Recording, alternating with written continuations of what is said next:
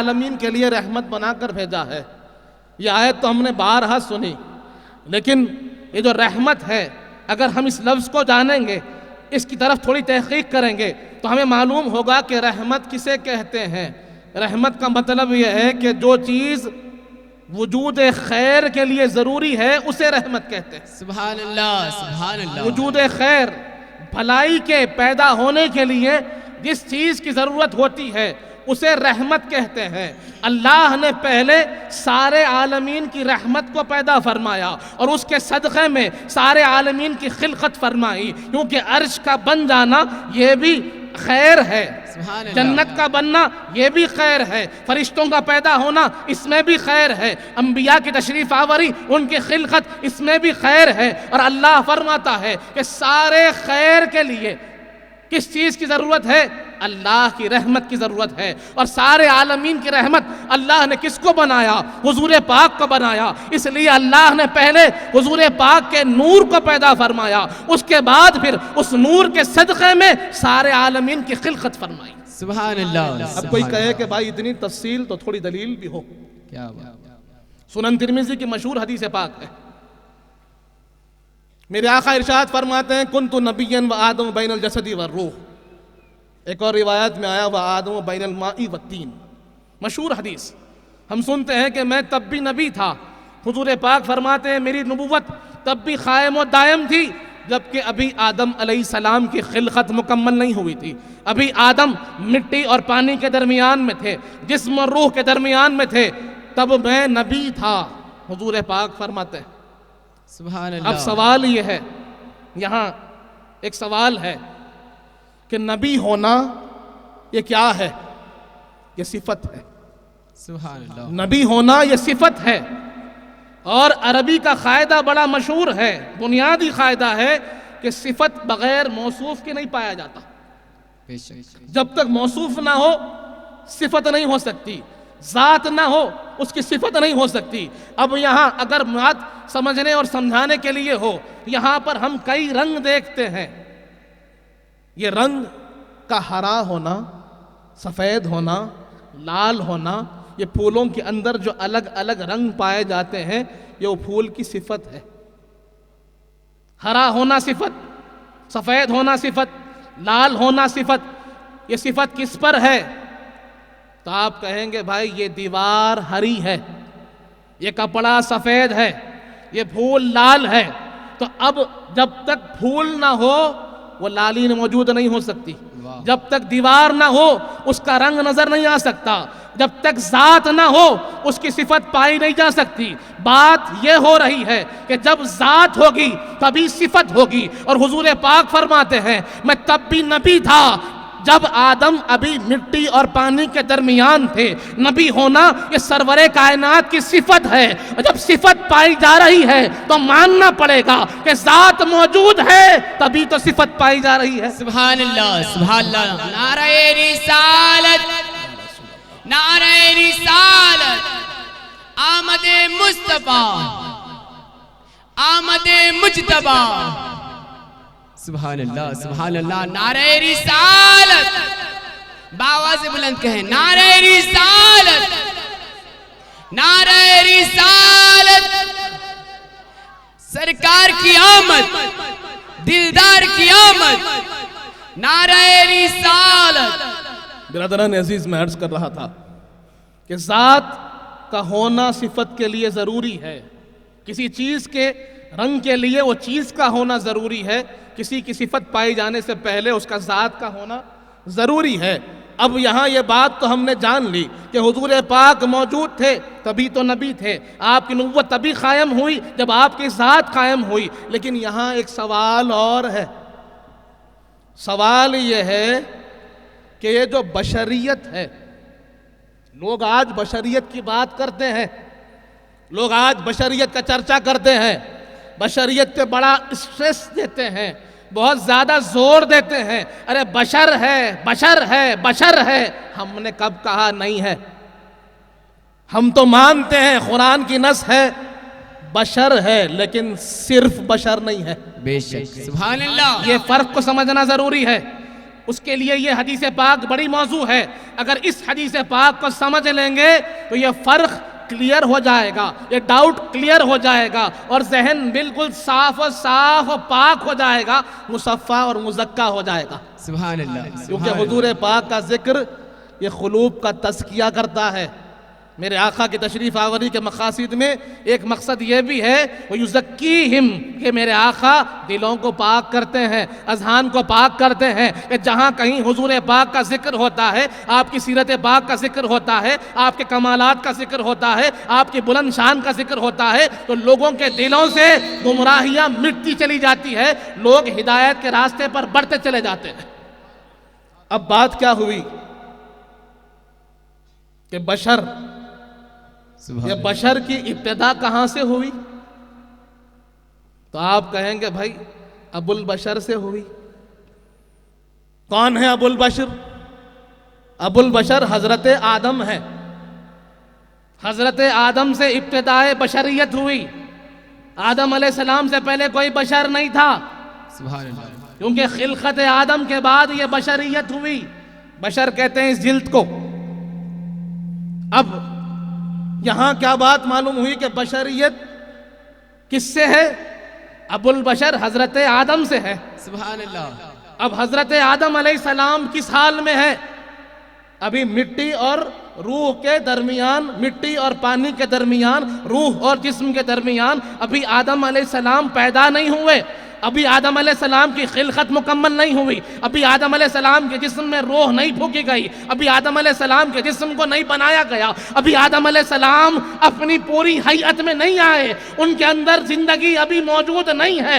अभी आदम अलैहिस्सलाम मुकम्मल तौर पर मौजूद नहीं, तब भी हुजूर फरमाते हैं मैं वहां भी नबी था। सुभान अल्लाह, सुभान अल्लाह। नारे रिसालत, नारे रिसालत। बिरादरान अजीज, अर्ज ये करना चाहता हूं कि अभी आदम नहीं है, मेरे आका है। अभी आदम की मौजूदगी नहीं है, हुजूर पाक मौजूद हैं। अभी आदम अलैहिस्सलाम की खिलकत ना हुई, हुजूर पाक की खिलकत हो चुकी है। अभी आदम अलैहिस्सलाम पैदा होने वाले हैं, मेरे आका वहां मौजूद है। तो अब मालूम यह हुआ कि अगर आदम पैदा नहीं हुए तो बशरियत भी पैदा नहीं हुई। बशरियत पैदा नहीं हुई तो हुजूर पाक के साथ तसव्वुर बशरियत वहां मौजूद नहीं है। तो हालत बशरियत में अगर हुजूर पाक वहां मौजूद नहीं तो बताओ किस हाल में मौजूद है? सुभान अल्लाह, सुभान। कहना पड़ेगा बशर तो नहीं है लेकिन मौजूद है। बशरियत मौजूद नहीं, हुजूर पाक मौजूद है। कहना पड़ेगा हालत बशरियत भी मौजूद नहीं, हुजूर पाक मौजूद है। अब बताओ किस हाल में मौजूद है? जब बशरियत नहीं है तो क्या है? नूरानियत है। सुभान अल्लाह, सुभान अल्लाह। तभी तो हुजूर ने फरमाया कि तुम्हारे नबी के नूर को पैदा किया। सुभान अल्लाह। ए जाबिर, सबसे पहले अल्लाह ने तुम्हारे नबी के नूर को पैदा फरमाया। सुभान अल्लाह। और उसकी हदीस से दलील मिलती है, क्योंकि आदम अलैहिस्सलाम पैदा ना हुए, हुजूर की तशरीफ आवरी वहाँ मौजूद है, हुजूर की नबूवत कायम है। हुजूर पाक सल्लल्लाहु अलैहि वसल्लम इन तमाम मराहिल को मुलाहिजा फरमा रहे हैं और बता भी रहे हैं कि जब आदम पैदा ना हुए थे तब भी मैं नबी था। तो बशरियत जब यहाँ तशरीफ लाए तो लिबास बशरी में तशरीफ लाए। सुभान अल्लाह, सुभान अल्लाह। जब दुनिया में तशरीफ लाए तो लिबास बशरी में तशरीफ लाए।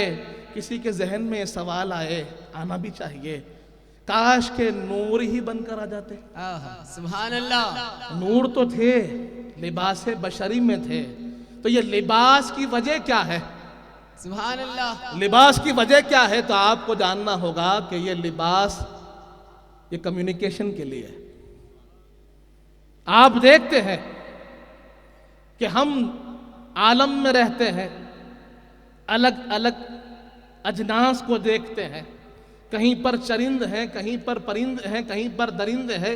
कुछ जानवर हमारे घरों के करीब भी रहते हैं, कुछ जानवर जंगलात में भी रहते हैं। हम उनके साथ रहने के बावजूद उनकी कम्युनिकेशन को समझ नहीं पाते। वजह क्या है भाई? हमने देखा है बहुत से यहाँ ऐसे हमारे भाई होंगे जिनके पास अपने कुछ जानवर होंगे। किसी के पास घोड़ा होगा, किसी के पास अपना और कोई बकरा होगा, लेकिन पाल तो लेते हैं।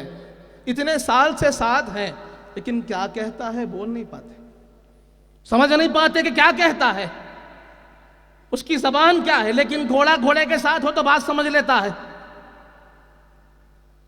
वो जो बकरे होते हैं अपना कम्युनिकेशन बराबर करते हैं, और आज तो साइंस भी प्रूफ कर रही है कि लोग अपने आप को, जानवर अपने आप को कम्युनिकेट करते हैं, अपनी बातें एक दूसरे को पहुंचाते हैं। अब बात क्या है, तो बात पहुंचाने के लिए, बात समझने के लिए हम जिन्स होना ज़रूरी है, एक लिबास का होना ज़रूरी है। जब तक एक लिबास ना होगा बात समझ में नहीं आएगी। अब सवाल ये हुआ कि फिर बशरियत क्यों तशरीफ़ लाए हैं, क्योंकि समझाना बशरों को था।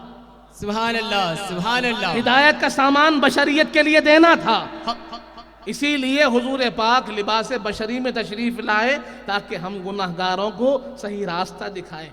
सुभान अल्लाह, सुभान तो अल्लाह। बिरादरान अजीज, बात इतनी ही अर्ज करना चाहता हूं कि जो लोग ये ख्याल करते हैं कि सिर्फ बशर थे तो ये बोलना भी गलत है, और अगर किसी के जहन में ये ख्याल हो कि बशर थे ही नहीं, ये ख्याल भी गलत है। ये ऐसा मजमुआ था कि ये जो खिलकत की सबसे आला तरीन सिफत, सबसे बेहतरीन अल्लाह की खिलकत, जो अल्लाह ने फरमाया है ना अहसन तक़वीम, तो हमारे जहन में ख्याल आता है रब ने हमको कहा कि इंसान बेहतरीन सांचे में ढाला गया है।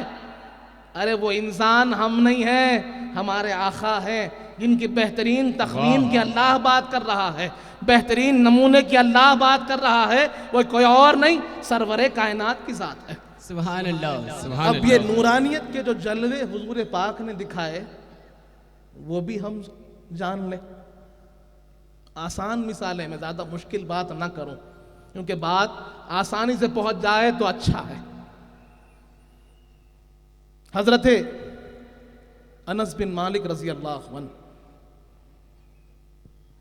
हजरत जाबिर भी है एक रिवायत में, आप फरमाते हैं कि एक दिन मेरे दिल में ख्याल आया, मैं चांद को देख रहा था, 14वीं का चांद चमक रहा था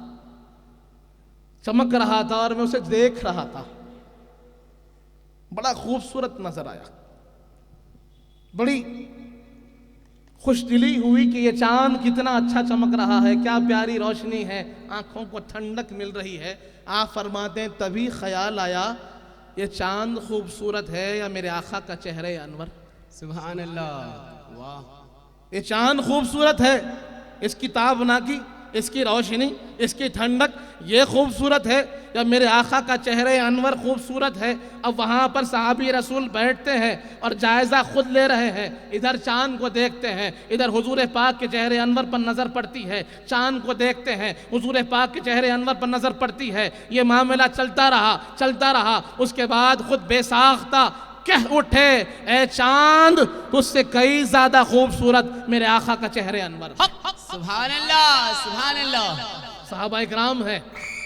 दूसरी तरफ अम्मा जान बीबी आयशा सिद्दीक़ा रज़ी अल्लाह अन्हा, आप फरमाती है कि मैंने कमरे में एक बड़ी मशहूर हदीस कि मैंने एक सुई अपनी जो थी खो दी। सुभान अल्लाह। बहुत ढूंढ रही थी, तारीकी थी, मिल नहीं पा रही थी, क्या करूं समझ नहीं आ रहा था, क्योंकि काम भी जरूरी था और चीज मूजी भी थी, किसी को तकलीफ हो सकती थी। मैंने बारहा कोशिश की, ढूंढना चाहा, मिल ना पाई। अचानक हुजूर पाक तशरीफ ला लिए, सरवरे कायनात की आमद से चेहरा रोशन था, सारा कमरा रोशन हो गया। ये रोशनी उसी नूर की झलक थी, ये रोशनी उसी नूर की झलक थी। अम्मा जान फरमाती है सरवरे कायनात की तशरीफ आवरी, और क्या देखती हूँ कि ऐसा नजर आता है कि रोशनी ही फैल गई, मैंने आसानी से उस सुई को तलाश कर लिया और अपने कब्जे में ले लिया। बिरादरान अजीज, ऐसी अनगिनत वाक़यात हमको मिलेंगे जहाँ पर हुजूर पाक की नूरानियत, हुजूर पाक की ये नूरानी झलके हमारे सामने हुजूर पाक ने जाहिर फरमाई। बिरादरान अजीज, जब हमने जाना कि सरवरे कायनात अल्लाह के नूर है, तो नूर की बुनियादी जो मकसद है वो क्या है, उस पर भी हमें बात करनी है। हमने अल्लाह के तरीक़े को सीखा कि अल्लाह हुजूर पाक की आमद का जिक्र फरमाता है। सुभान अल्लाह। अल्लाह हमें बताता है कि हुजूर पाक का